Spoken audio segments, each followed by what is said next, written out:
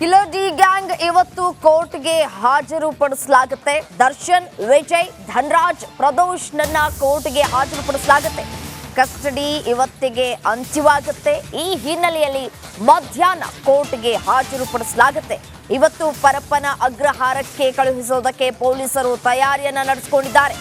ಮಧ್ಯಾಹ್ನ 3 ಗಂಟೆ ಬಳಿಕ ಪೊಲೀಸ್ ಠಾಣೆಯಿಂದ ಕೋರ್ಟ್ಗೆ ಹಾಜರುಪಡಿಸಲಾಗುತ್ತೆ. ನೋಡಿ, ಈಗಾಗಲೇ 3 ಬಾರಿ ಪೊಲೀಸ್ ಅಧಿಕಾರಿಗಳು ತಮ್ಮ ವಶಕ್ಕೆ ಪಡೆದುಕೊಂಡು ವಿಚಾರಣೆಯನ್ನ ನಡೆಸಿದ್ದಾರೆ. ಇವತ್ತು ಕಸ್ಟಡಿ ಅಂತ್ಯವಾಗುವಂತಹ ಹಿನ್ನೆಲೆಯಲ್ಲಿ ಕೋರ್ಟ್ ಮುಂದೆ ಹಾಜರುಪಡಿಸಲಾಗುತ್ತೆ. ಒಂದಷ್ಟು ಡೀಲ್ ಕೂಡ ಆಗಿರುತ್ತೆ. ಆ ಹಣದ ಬಗ್ಗೆ ತನಿಖೆಯನ್ನ ಕೂಡ ಅಧಿಕಾರಿಗಳು ನಡೆಸಿದ್ದಾರೆ. ಇದೇ ವಿಚಾರಕ್ಕೆ ಸಂಬಂಧಪಟ್ಟಂತೆ ಮತ್ತಷ್ಟು ಡೀಟೇಲ್ಸ್ ಕೊಡ್ತಾ ಹೋಗ್ತಾರೆ ನನ್ನ ಕಲೀಗ್ ಅಜಯ್ ನೇರ ಸಂಪರ್ಕದಲ್ಲಿದ್ದಾರೆ. ಏನು ಅಜಯ್, 3 ಬಾರಿ ಈ ರೇಣುಕಾಸ್ವಾಮಿ ಕೊಲೆ ಹತ್ಯೆ ವಿಚಾರಕ್ಕೆ ಸಂಬಂಧಪಟ್ಟಂತೆ ಪೊಲೀಸ್ ಅಧಿಕಾರಿಗಳು ತಮ್ಮ ವಶಕ್ಕೆ ಪಡೆದುಕೊಂಡು ವಿಚಾರಣೆಯನ್ನ ನಡೆಸಿದ್ದಾರೆ. ಅದೇ ರೀತಿಯಾಗಿ ಮೊನ್ನೆ ಅಷ್ಟೇ ಕೂಡ ವಶಕ್ಕೆ ಕೂಡ ಪಡೆದುಕೊಂಡಿದ್ರು. ಇವತ್ತು ಏನಾಗತ್ತೆ ಅನ್ನುವಂತಹ ಪ್ರಶ್ನೆಗಳು. ಜೈಲ್ ಸೇರ್ತಾರಾ ದರ್ಶನ್ ಗ್ಯಾಂಗ್ ಅಂತ?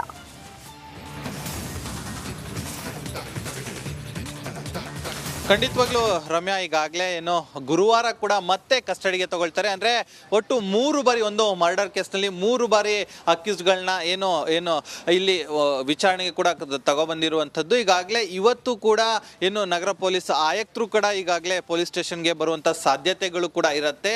ಇಲ್ಲೂ ಕೂಡ ಬಂದು ಅವರು ಮುಂದಿನ ನಡೆಗಳ ಬಗ್ಗೆ ಕೂಡ ಇಲ್ಲಿನ ಅಧಿಕಾರಿಗಳಿಗೆ ಕೂಡ ಸಾಕಷ್ಟು ಒಂದು ವಿಚಾರಗಳನ್ನು ಕೂಡ ಹೇಳಿದ್ದಾರೆ. ಈಗ ನಟ ದರ್ಶನ್ ಸೇರಿದಂತೆ ಪ್ರದೋಷ್ ಇರ್ಬೋದು ಮತ್ತೆ ಇನ್ನಿತರೆ 2 ಆರೋಪಿಗಳನ್ನ ಈಗಾಗಲೇ ಏನು ಕೋರ್ಟ್ ಮುಂದೆ ಪ್ರೊಡ್ಯೂಸ್ ಮಾಡ್ತಾರೆ. ಇವತ್ತು ಕೂಡ ಬಹುತೇಕವಾಗಿ ಎಲ್ಲರಿಗೂ ಕೂಡ ಜೈಲ್ ಆಗುವಂಥ ಎಲ್ಲ ಸಾಧ್ಯತೆಗಳು ಕೂಡ ಹೆಚ್ಚಿರುವಂಥದ್ದು. ಮತ್ತೆ ನಡಿ ಈಗ ಶುರು ಮಾಡೋಣ.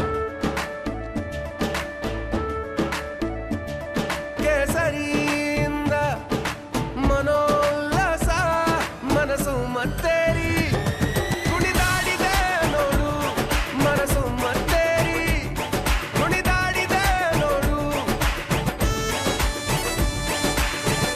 ಕ್ಷಣ ಕ್ಷಣವೂ ಆಚರಿಸಿ ಕೇಸರಿ ಹಬ್ಬ. ವಿಮಲ್ ಬಾಯಲ್ಲಿ ಹೇಳಿ ಕೇಸರಿ.